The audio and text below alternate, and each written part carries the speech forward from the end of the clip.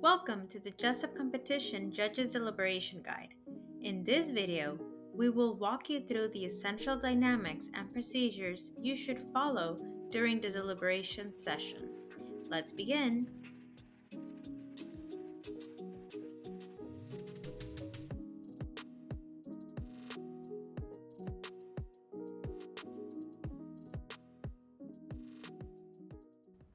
The Honorable Court is now adjourned. Counsel and spectators will please clear the courtroom to allow the judges to deliberate. I'll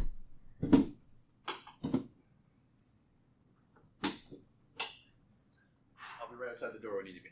Thanks, I'll give you a call.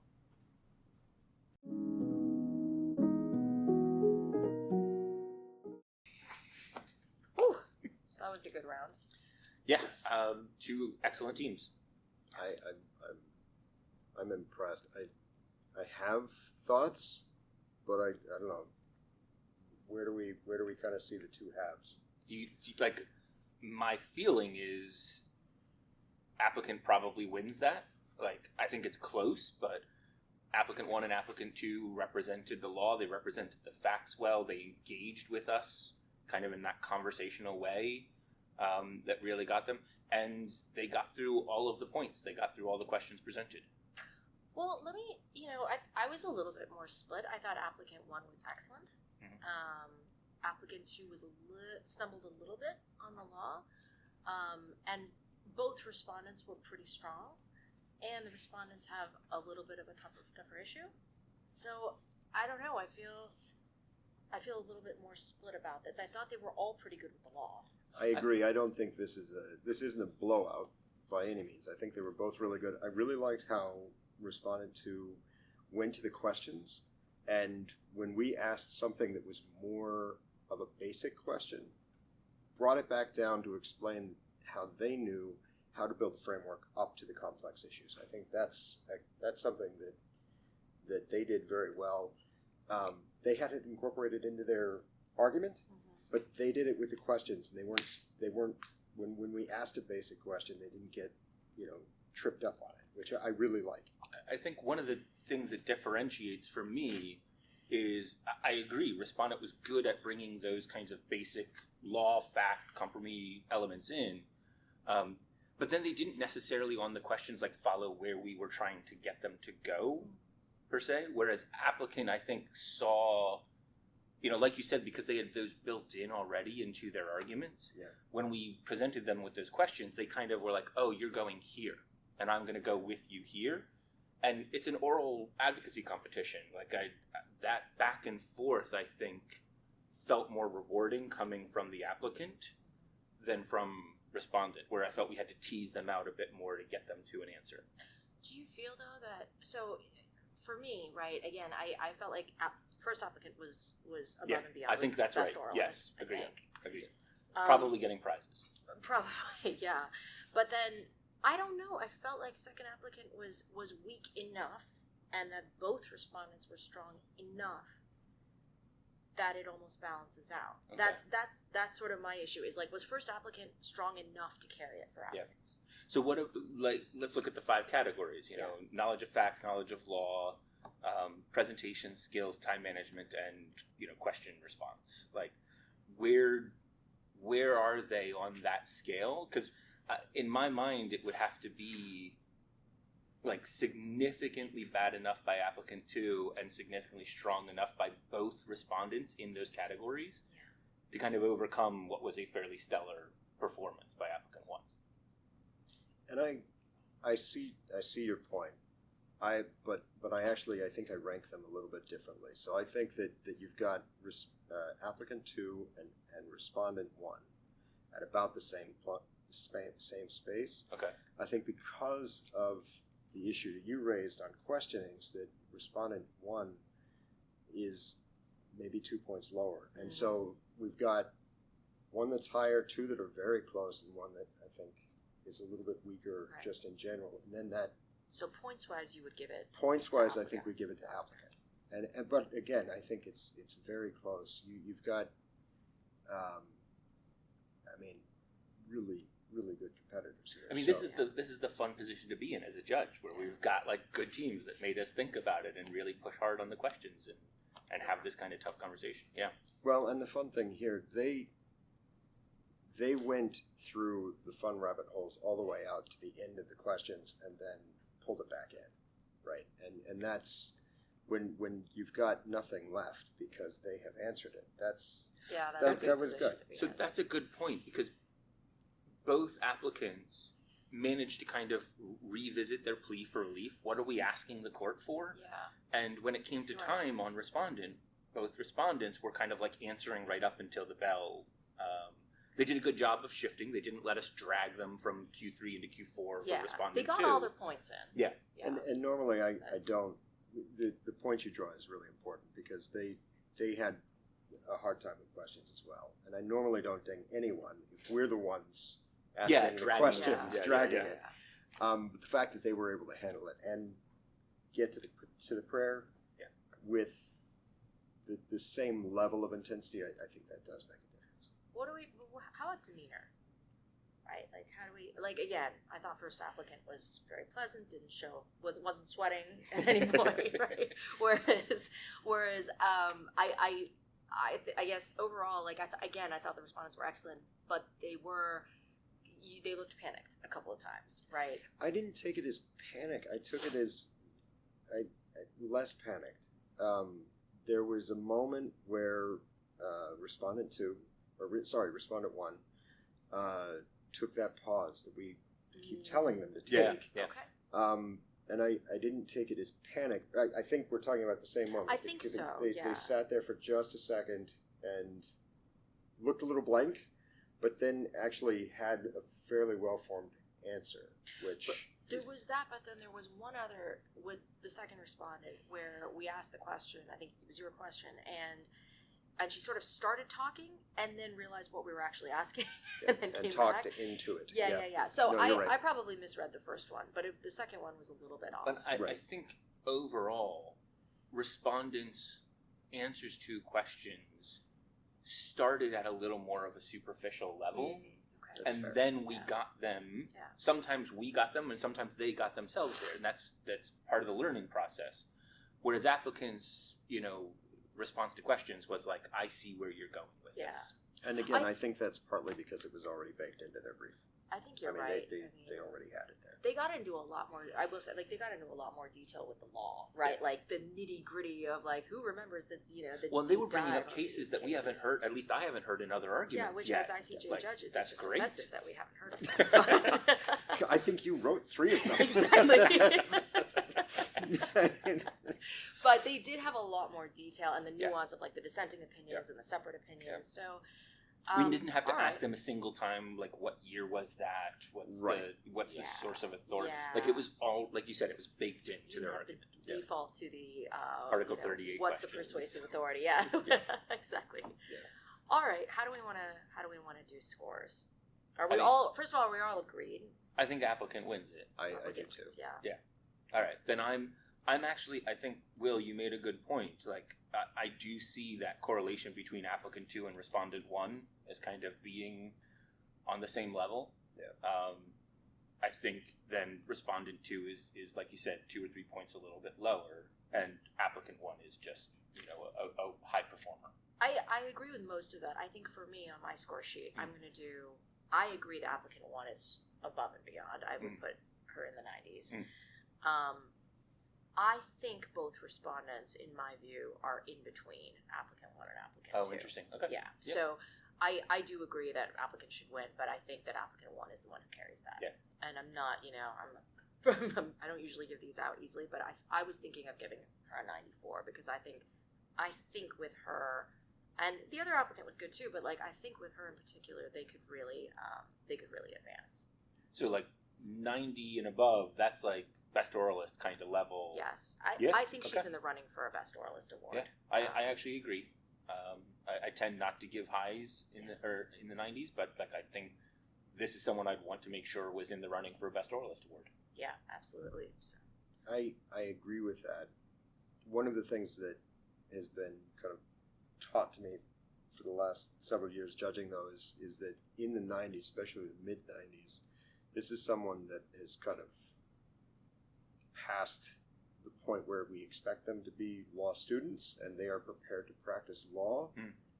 Is this not just advancing, not just awards, like we really think that they're there? Like if we plop them in front of a judge, they could handle themselves. Exactly. So Right. I feel pretty confident about that. We don't all have to agree, right? Y'all can score her a little lower if you disagree. I actually do. Like I mean, frankly, I thought she was better than a lot of the people I see practicing in daily life. So, okay, so we've got our scores pretty much set. I think for each of us. And we've got some time, so I think I'll probably break out sub-scores. I was a coach for a while. I know how frustrating it is to only get like the one round score at the end. Yeah. No, that makes a lot of sense. And if we can give, if we can write some comments as well, like I think that would be helpful because they're in a kind of a buzz. You know, they don't always hear exactly what you're saying. But well, and the coaches use them very, very ably to provide that feedback going forward. Yeah, no, that's a great idea. Okay, so we'll call them back in a second, I guess. And, what I usually do is I'll, congratulate them, tell them to breathe a little bit, take a deep breath. We're relaxing now. And then I'll introduce maybe Wes, you first, and then you can give your comments. Good mix of, we'll do some substantive comments, we'll do some, Yeah. the drill. Yep. And talk about your experience at the Jessup, and then I'll hand it over to you, and then I'll do my comments. And we can take a little bit of time and really individualize a little bit if you have individual comments for them. Sounds good. All right.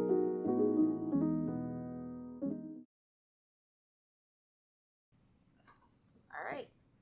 Well, that was A round. And that was something. that was something. I mean, we kind of feel respondents might have. Yeah, this. respondent won that, right? All right. Yeah. Yeah, okay. Yeah. They I mean, grudgingly. It's a little disappointing. I mean, respondent one was good. Respondent one was good. Well, she was pretty solid. Yeah, Right? like I mean, she's not winning awards, but Yeah. she's knows the material, knows the law, engaged with us. There's room for improvement, Yeah. but she put effort in Yes. to prep for this. Yes. And it's, I really hope that it's just a bad round for her partner, because otherwise that's a sandbag. It's Yeah, gonna be very hard she's to dragged with her. down. Yeah. It's always hard when you say that. But I agree. She was good. She was solid. Yeah. Pretty average. Yeah. For respondent two. Yeah. Yeah, I Just mean, the inability to kind of track with questions. There really was very little substance. There was not a lot of authority. When they did have authority, they didn't have the context, the year, what court it was coming out of. Yeah. Like, any it was hard. time we asked about the source of her authority that she clearly had memorized, Yeah. she had to look to where it came from. Yeah, Right. Yeah. She did, one thing that sort of I think saved her a little bit was I thought she was pretty good at kind of weaving the questions back into her outline, and kind of coming back Oh, to I see where what you she mean. needed Yeah, to be. sure. Yep. Yeah. Yeah. So, Core competency. Yeah, good. yeah. Yeah. Core competency was pretty decent. And both of them were obviously, sadly, much better than. Yeah, I mean, Yeah. unfortunately, I think the applicant is,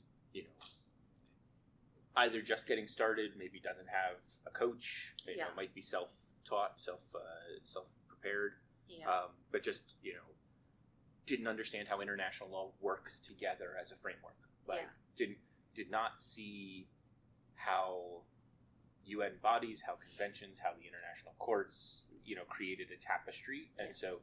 And I think it carried through for all four questions presented, where they just didn't see the through line to that, and our questions didn't seem to get them there either. No, and I mean the sort of misunderstanding, I'll say, of the authority of international cases, domestic cases, right? How they work together, a little frustrating, and honestly, the lack of knowledge, right? Mm-hmm. There was a lot of case law left on the table there with simple questions, and a lot of compromise Yes. facts that weren't could have been incorporated.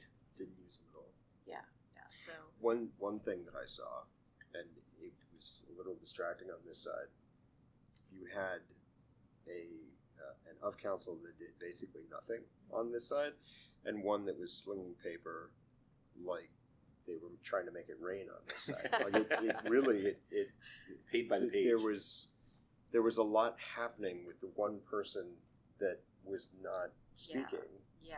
and I And you want to be, you want to allow them to assist, and that's the point of having an of counsel. But, venture to say that when you're seeing a sort of lack of knowledge, lack of understanding of the facts, that's not the moment Oh, it to be highlighted putting everything it together. highlighted it, and, Yeah. and it's like they didn't know it, Yeah. and suddenly she's scribbling furiously and handing it over. It For just- applicant especially to be in that position when Yeah. they're the ones supposed to be framing the Yeah. argument for us Yeah. and forcing respondent to respond on the weaker points of respondent's arguments. Yeah. Of counsel being that active on the applicant side is a worrying sign. That's a style issue we can Yeah, raise. Absolutely. When And, I think and what I did see on this side is of counsel wrote down all of our questions. Yeah. There were one or two times when she did hand something over. Yeah. That but it was much more controlled. They had a plan for how they were using their of counsel, and it felt much more effective. I think it also felt like they had planned for the questions that they were going to get. Yeah. And so the of counsel didn't have as much to do because they were expecting what we gave them. Some of the basic questions we asked were basic questions, Yeah. and they didn't seem to have thought about the answers. It hadn't considered that someone might ask them that. Yeah. I think that's one of the things I'll probably raise on feedback is, there are very specific roles if you're the applicant or the respondent, and it matters. Like, it's a score issue. Yeah. Well, it also matters. They introduced their of counsel. They did not. Yeah, that's And- that's not fair to the of counsel. I mean, They've been there during the team. You could tell that they put in a lot, maybe more more work. than the two oralists had, and it's not fair to sit up there without credit. The recognition. Well, so what do we think on scores? I know that you mentioned low mid 80s. Well, I think Well, Will's point was you said average for respondent 2, and I think that's probably right. Right at 75, that's the Okay. perfect That average. makes sense. I actually thought respondent 1 was in the low 80s. Like, she was right there. Like, there's clearly room to grow. Yeah. But she was also not average. She was an above average oralist. She I would engaged agree. with us. She was the bright spot of the rounds. I was thinking 82, 83. Yeah, I think that's probably right where I am as well. I'd go with that. Yeah. For them, That's tough. Yeah.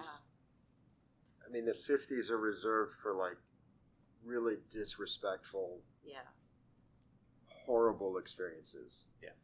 This was not that, but it was a lack of substance. It was a lack of demeanor, lack of knowledge of both the law and the compromise. It was clear they hadn't put in the work that the other teams have put in. Yeah. Which is a little bit disrespectful, a little bit kind of. But it's also we don't know the situation that university is facing. It's true. Like, That's they true. may not have a coach. They may not even have an international law program. This may be an undergrad team. That is true. Right. So Which is I don't want to why- prescribe or ascribe intent to them. Yeah. Yeah. But it also is a reality of their performance. Yes. Yeah. So, I don't know, I- 60s maybe? 60s. Yeah, Again, low 60s, I think. Below 60s, we're sending a message Yes. that We don't want they to did something Wrong. actually wrong. Egregious, Something that yeah. we can ascribe intent Yeah. to. Yes, yes. You're right. You're right. Not disrespectful, but you are not performing at the level that we expect at a Jessup competition. Yes. Yeah. One of the things that they did that, I would normally be very happy to see, right, is that they made all their points. They got to all their points. But the way they did it was by ignoring our questions, right? Yeah. By not really engaging with the substance of our questions at all or just skimming over it. They actually left time on the clock. I mean, and I think you look at the categories of knowledge of law, knowledge of the facts, Q&A, time management, organization, and then presentation. The reason that they got through all of it was because they weren't hitting the categories that we give scores on. They weren't engaging with us on the facts. They weren't engaging on the questions. They did not, as you already said, they didn't bring the law in appropriately. I think that the difference here is a stark one in the sense of they didn't have to struggle to get everything in on time because they didn't have enough there Yeah. to Yeah. fill the time. Yeah. Yeah. And I agree. I mean, they abbreviated the last issue a little bit, but Respondent did. responded Yeah, did. yep. Exactly. Yep. But because they were engaging with our questions, and Yeah. we pulled them off a little bit. Yeah, as and they well, need. So I think there's a fair point Well, on, especially respondent we- who probably needs to pull. I pulled them off a little bit. No, but Again. that's a fair judge tactic. Like, the team needs to be able to say, I have to protect him X amount of time for Yes. question 4. Yes. Like, that's an important thing to say. Like, it's a skill to do that. Yeah. And respondent 2, I don't think got there. Respondent 1 moved Will off of that point Yes, onto and said, and now, like, didn't give us a chance to ask a question. Said, and now I'm going to address question 2. Well, which is what separates the 75. From Yeah, like I think 82 from the and low 80s. 83. Yeah, I think that's right. I agree with you a lot on question 4. However, There's a but. there is a but. There's a big but here. I don't want to penalize them too much on not getting to question 4 because I haven't seen anyone get there. That's a fair point. And so Okay. that, for me, just says that they're an average team. Well, we saw them get there, but unfortunately, Yeah, but Well, that's but, the- I hear what you're saying. that's- I understand. Yeah. Different issues, right? Yeah. With questions and being able to answer questions and getting stuck into question 2, which is, I don't know about also other rounds, but that's how it's happened for us. We get into question 2, it takes a really long time. We get to question 3, and then question 4 has You're right. You know, You're right. that. And I would. That seems to be the average. You're for right. this. I wouldn't particularly dock them too much for not getting to question 4. I think I was really just trying to highlight the fact that it is a balance, right? We always tell them time management, but then we pull them off and Yes. we make it hard for them to do that. Yeah. And it is a balance, but overall, that balance was much better struck by Yeah. actually engaging with the substance Yeah. than just Oh, going yeah, on an yeah, empty yeah. outline. And, Yeah. But I think to Will's point, that's also evidence of an average team. Yeah. Like, Accurate. an above average team does not get stuck on that point and does move us Yes. there. And, you know, Yeah. like you, Will, I haven't seen one yet, but, you know, early Yeah. rounds, so hopefully will. I wanted to point out that, you know, we're not just judging this in a vacuum. Yeah, You no, know, absolutely seeing right. the average is Of that competition, Seeing yeah. that of this year and Yeah. this comp for me. So Definitely. All right, so you know, we'll ask to call that back in. I think we've got our scores set. I'll do the usual thing where we introduce ourselves, all of that. You guys can go first.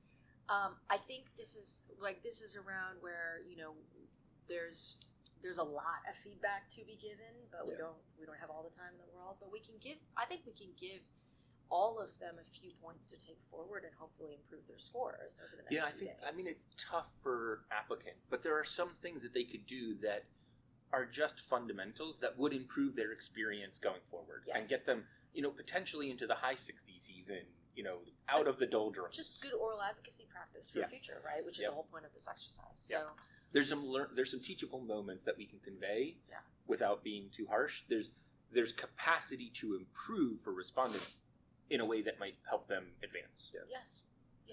So I'll probably focus on things like Jessup Essentials, understanding Article 38, the basics of how the court functions. We asked some of those questions and they didn't have that. So I think I might hit on kind of the roles that respondent and applicant actually play, and you know, if you're showing up at the table as applicant, it's different than if you're showing up as respondent. We expect different things out of you.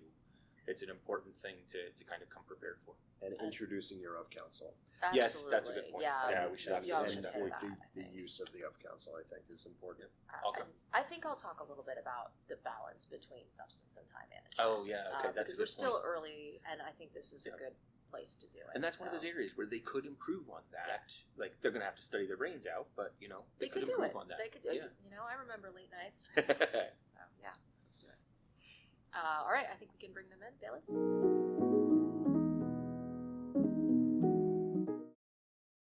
All right, can we just talk for a second before we call that back in about how long that rebuttal was? Long compared enough to- for Will to ask a question. I don't know that Yeah. I've ever seen anyone ask a question in Rebuttal, Will. Well, I mean, it is allowed in the Jessup, Yes. and they were getting to a point where I think they were mischaracterizing the rebuttal. Yeah. And if we're not allowed to ask those questions, then they just get to mischaracterize or flat out lie, Yeah. and without response, and I think the question there was to bring them back in. Yeah. But I think that goes to the point, to me at least, like, frankly, I when I coached, I used to tell my teams, you rarely win an argument on rebuttal, but you sure as hell can lose it. Yeah. And I've absolutely tipped a balance on someone doing poorly in Sir Rebuttal, where, you know, they came up and tried to respond to rebuttal and address something that wasn't raised in rebuttal, which is, you know, not in accordance with the rules. Right. Or chose to respond on the most ridiculous of the 2 points that applicant raised in rebuttal. I think there's, for me at least, rebuttal has to be amazing for it to tip the scales, and Sir Rebuttal, like, you're just trying to say, I've got some points in response to those, and sit down. Like, if it's longer than a minute, your Sir Rebuttal's too long, to me. I agree. I for me, and I mean, everybody has different thoughts on this, and every panel is going to treat rebuttal and Sir Rebuttal a little differently. But I look for rebuttal and Sir Rebuttals to be as concise as possible, right? You get up there, you hit your 3, maybe 3, if 3, top points as strongly as you can, and then with Sir Rebuttal, I personally, right, and again, people have different tolerance for this, but I personally have very little patience for a Sir Rebuttal that goes certainly not longer than a rebuttal, and even as long as a rebuttal. I think with the Sir Rebuttal, you pick your 1 or 2 points, hit them hard, and sit down. Because as you say, Wes, like, rarely do a rebuttal or a Sir Rebuttal turn the whole match. So. I saw a team at a regionals pass on their Sir Rebuttal, and it was absolutely the right choice. Yeah. Occasionally that can be very effective. The rebuttal came up and said it, and they stood up and said, we don't feel the need to respond, our argument stands on its merits, and sat down, and it was like mic drop moment. Yeah. And it doesn't always happen, but occasionally it's something that teams should keep in mind. I think the range of possibilities with this, but make sure that they're very concise. Yeah.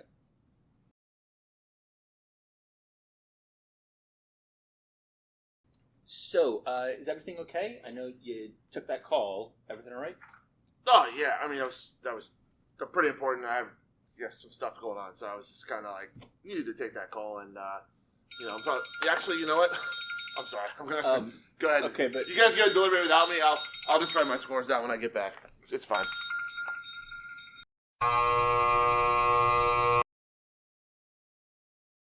So, how I like to get these kind of deliberations going is I'll initially ask. How long have you been a part of Jessup? Quite a few years. Oh, well, okay. Well, I judged international rounds last year, and I think this is how we should do this, right? I think you just I'll tell you guys what I thought because I've done international rounds now for 3 years, and and I've been a part of Jessup for like 8 years now, so I have a little more experience than you. So I think I'll tell you how it should go, and then we can maybe deliberate that way.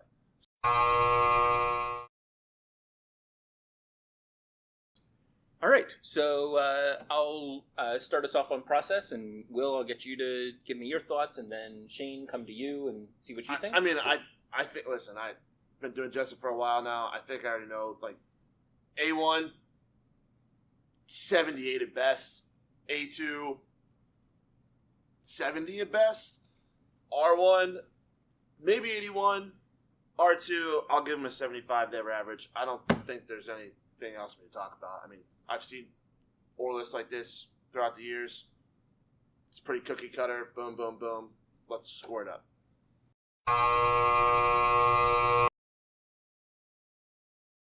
Okay, so I think we know how that one kind of went. Will? Yeah, I mean, respondents have it. Yeah, I think respondents. Shane? I mean, guys, we know where this team's from. I mean, we know where their coach is from. We know what school it is, probably. I mean, they win all the time.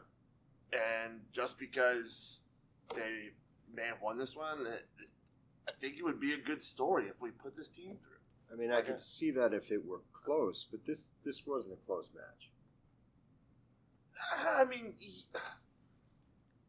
yeah, I guess you could say it wasn't that close, but I mean, they had some good points here. I think it'd be a good. I think it'd be a good story if we put them through. They're in all the time. They're in advanced rounds all the time. So let's have a story for once.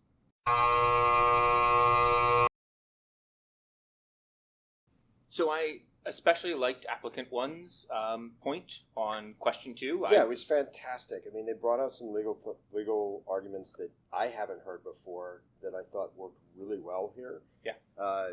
Stuff that I thought was really ingenious. I think they've developed it since the competition has been going. It's a really good evidence of initiative. Yeah, I agree. I don't even know what legal arguments you guys are talking about, because I think they answered a question with something that wasn't in their memorial, right? And I actually docked points because you can't make an argument if you didn't write it in your memorial, right?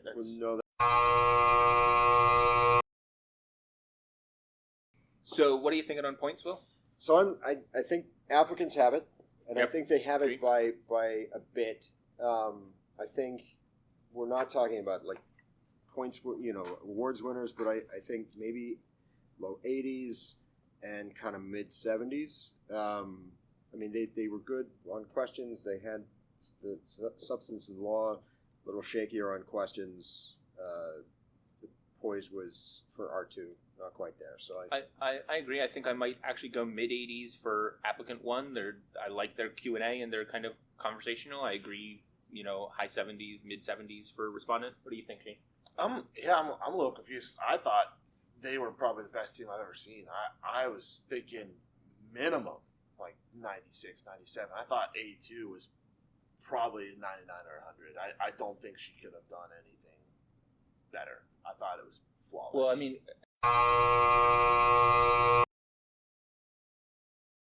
all right. So I think a pretty clear winner there. Will, what do you think, respondent? yeah, responded by a mile. Yeah. What are you thinking? I'm thinking low 90s, probably for both of them, and then unfortunately the performance wasn't there. I think in the 60s. Yeah, I agree. What do you think, Shane? Yeah, I agree.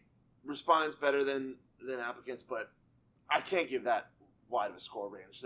That's like 35 points. I'm thinking maybe 84, 85 for both respondents, and then like a 68, 69 for applicants. Make it a little bit closer just so they feel better about it. Okay, but like respondents are clearly in line for some best oralist awards here. If we lower their scores, they're not going to be getting what they deserve. Okay, so if we want to give them a 92, 93, then I'll bump these guys up to, let's say, 78, 79. Well, and we'll still have that 15. I just like that number. It's a good number to keep between the teams, even if one, thrashed the other.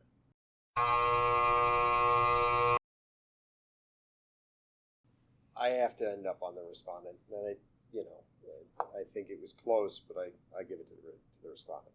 Yeah, I get that. I'm leaning towards applicant just by a hair. I do think it was close, but I'm probably on applicant. Wait, guys, we have to agree on this, right? We can't just send it back with 2 versus 1 or 1 versus 2. Like, it's got to be all of us, right? We have to agree, same scores and everything, right?